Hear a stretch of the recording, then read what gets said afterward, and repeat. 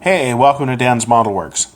And I had a week vacation back in October, and I decided to spend one day ship watching in St. Catharines.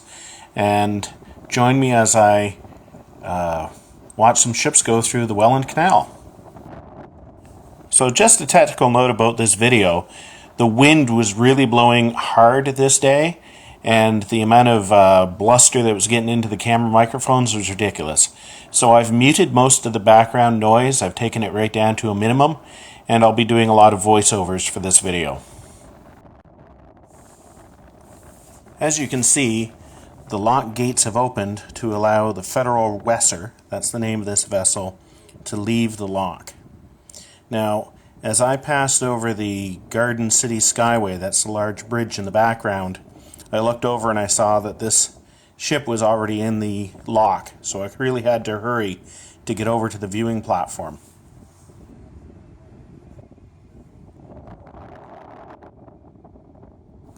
According to the Cargo Vessels International website, the Federal Wesser was built in Zhejiang, China, and I know I'm not saying that right, by the New Century Shipbuilding Company in the year 2000.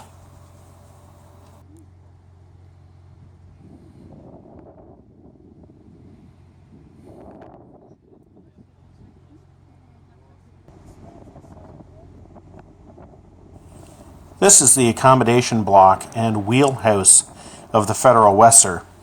Now, the same source on the internet gives its owner as Canada Sun Shipping, but it also indicates that it's owned by Athena Marine in Cyprus. And ship ownership is often complicated.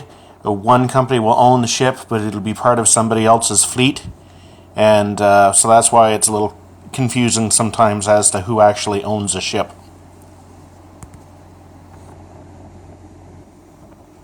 We are at Lock 3 of the Welland Canal, and the Welland Canal maintains a raised viewing platform at this location. As well, the St. Catharines Museum is located here as well.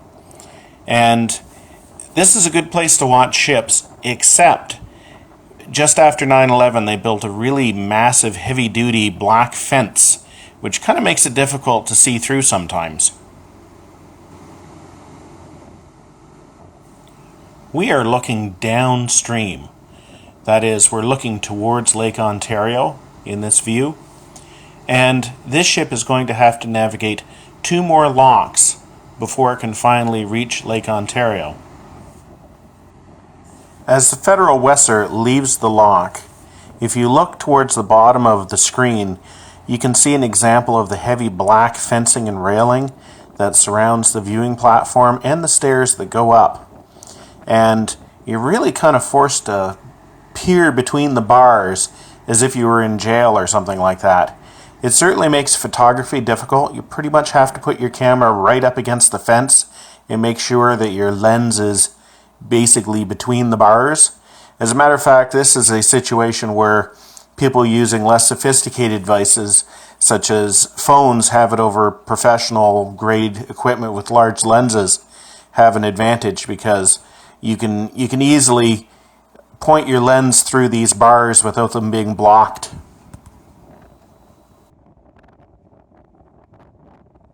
Here we can see the Spartan and the Spartan 2 entering lock number 3 on their way upbound into Lake Erie.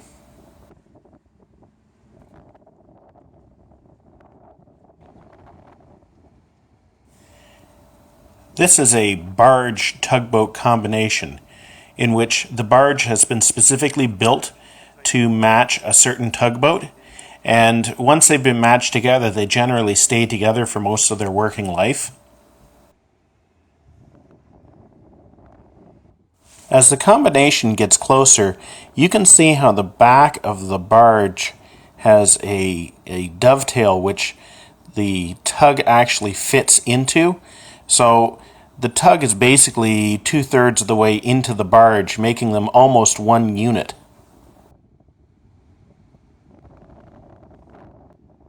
According to the Great Lakes Tugs and Workboats website, the Spartan was built back in 1969. Hey, same age as I am.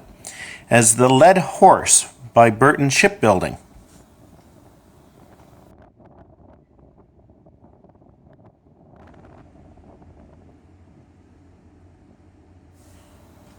The Spartan has been renamed more times than I can list here. However, it appears that in the mid-1990s, a matching barge was built for it. In 2009, both units were purchased by the Occidental Chemical Company, and a year later they were both renamed to become the Spartan and the Spartan II.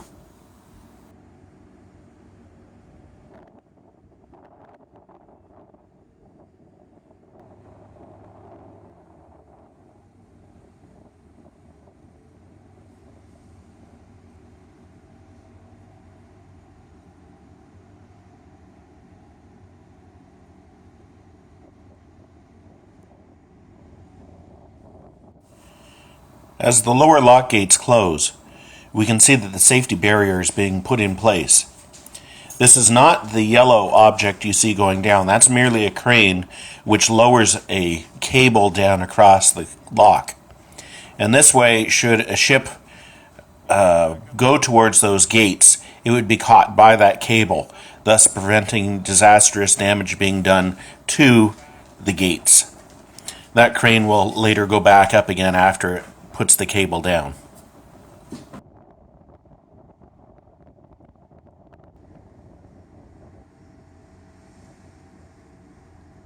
The Spartan and its accompanying barge begin its lift.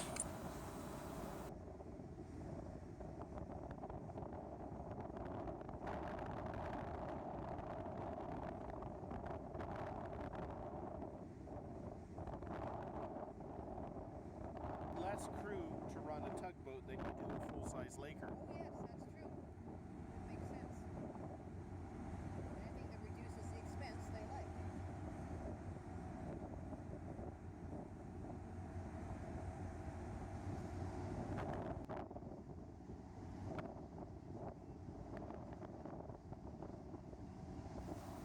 The Spartan has now achieved the same level as the next body of water.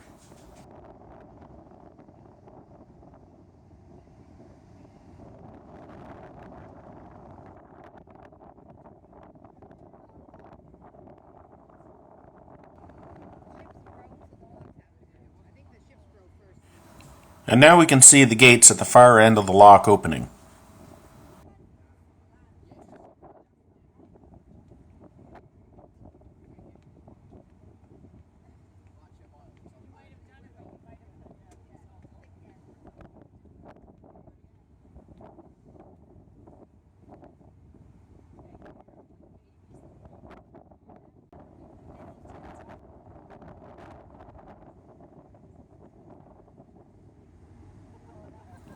The tugboat Spartan and its accompanying barge, Spartan II, now resume their journey up to Lake Erie.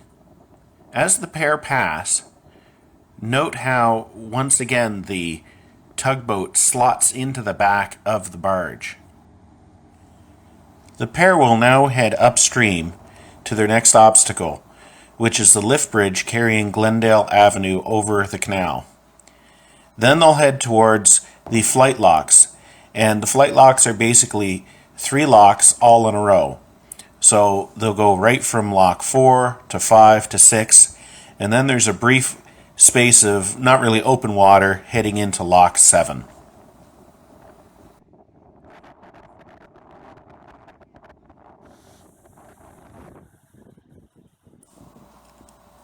It's a couple of hours later, and we're now just upstream of lock 7 in Thorold. The Kaministiquia is just entering lock 7 now and will begin its descent through to the Lake Ontario level.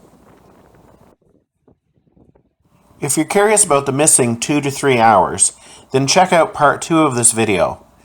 During that time, I was following the Algoma Borg all the way from lock 3 all the way up to lock 7. I didn't catch it at every single stage of the journey, but I followed it for most of the way. So if you'd like to see that, you can go to part 2 of this video.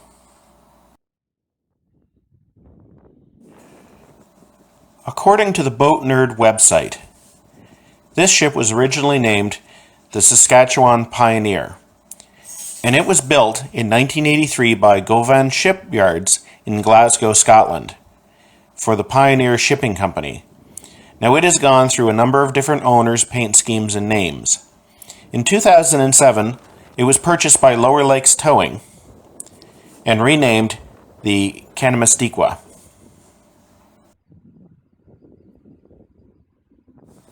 Here we can get a good look at the distinctive logo of Lower Lakes Towing.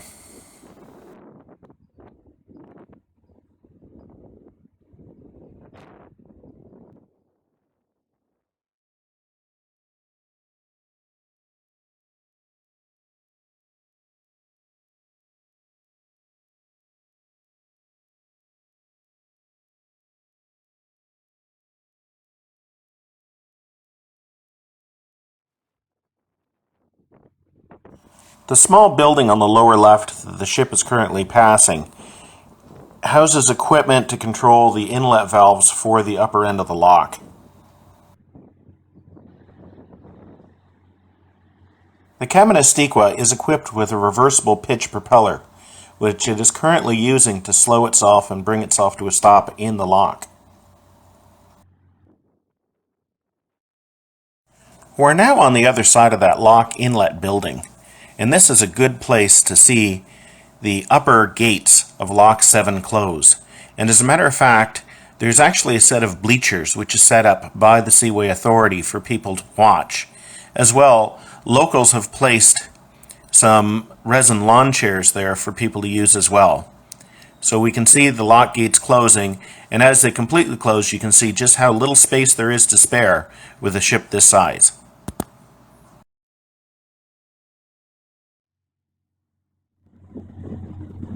As we watch the superstructure disappear as the ship is lowered in the lock, one is struck by how much elevation change is achieved in each one of these locks. Now once the Kaministiquia leaves Lock 7, there's a very small stretch of open water before it gets to what is known as the flight locks. And once again that is Lock 4, 5, and 6. Now since you go one lock to the next, what they have done is twin these locks. So there's in fact 6 locks in that location. 3 are used for downbound ships and 3 are used for upbound ships. And this helps to prevent delays.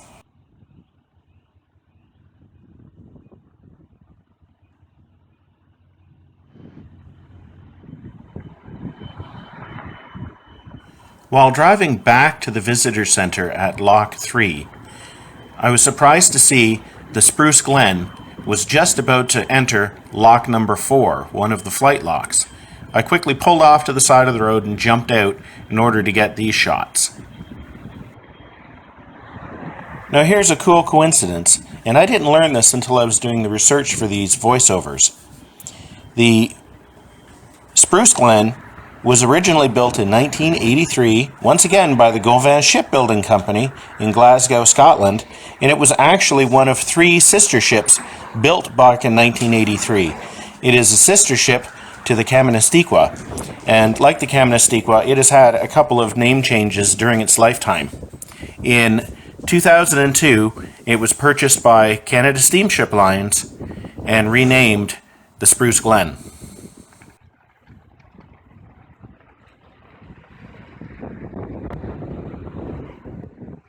As built, this ship was named the Selkirk Settler, and it was owned by Misner Shipping Lines, which also was managing the shipping fleet for Pioneer Shipping, and that explains why these 3 ships were built to the same design.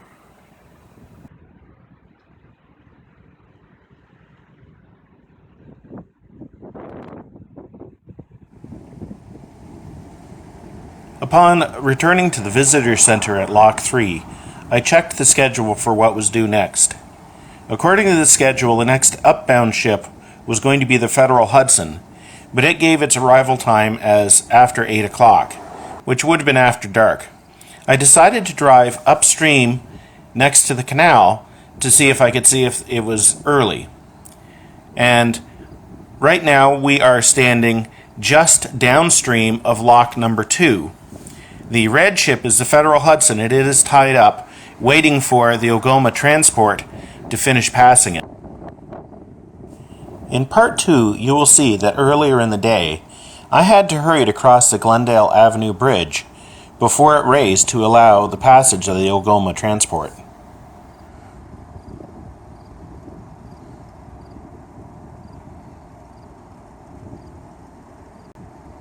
This ship was originally built as the Canadian transport for Upper Lake Shipping. In 2011, Upper Lake Shipping sold its entire fleet of ships to Algoma Central. This ship is one of the type that is known as a self-unloader. The very large arm that you see is a conveyor belt, and it allows the ship to unload itself without any shore facilities.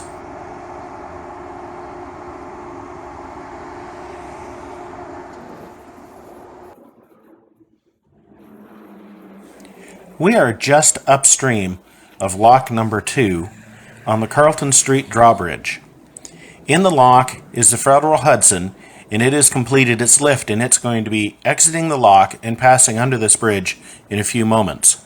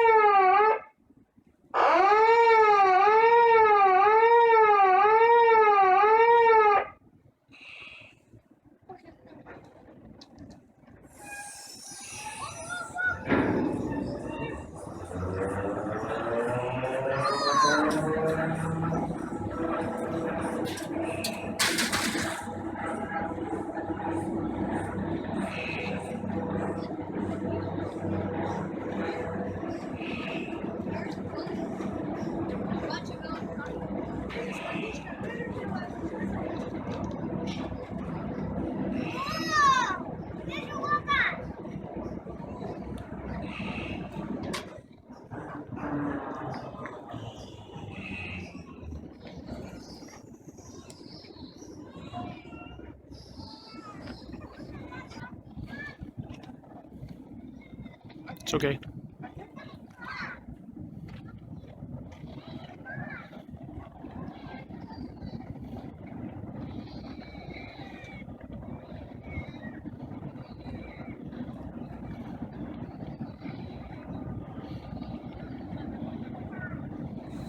The Federal Hudson is owned by the FedNav company, and according to their website, she was built in the year 2000 by the Ashima Japan shipyards.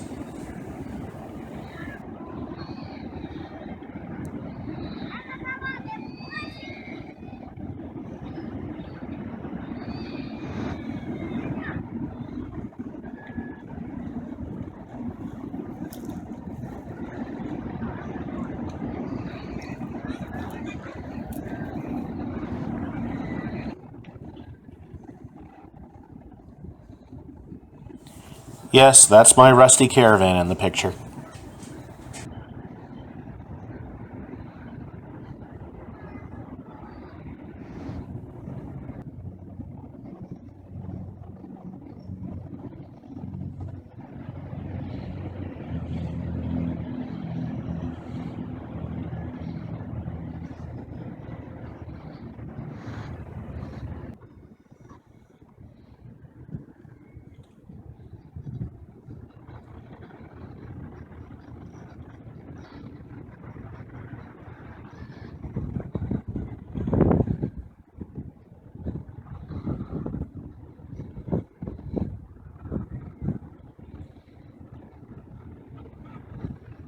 The Garden City Skyway, and there's a drawbridge there. I'm expecting a ship from the downward side, and I know there's also a ship coming from upstream. I'm hoping that one of them gets to this bridge before I run out of light. Which is it gonna be? I just saw the ship coming upstream just about a mile that way. But I know there's a ship coming downstream out of, I believe, Lock 7. I can't remember what lock it is. Which is going to make it here first, and will they make it here before I run out of daylight? Turn going. So something is close. I'm thinking it's the ship coming down, coming from Lake Erie. See you in a second. Oh, more than a second.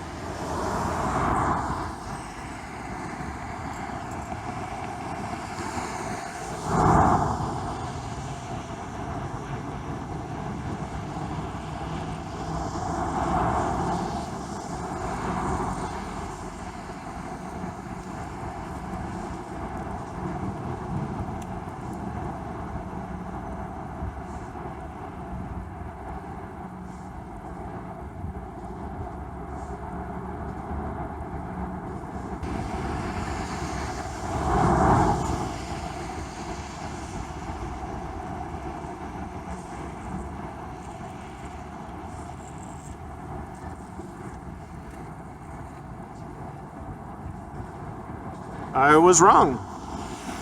It's the red ship from downstream. He's gonna make it to the bridge first. Well, I think they put it up awfully soon. But there it is.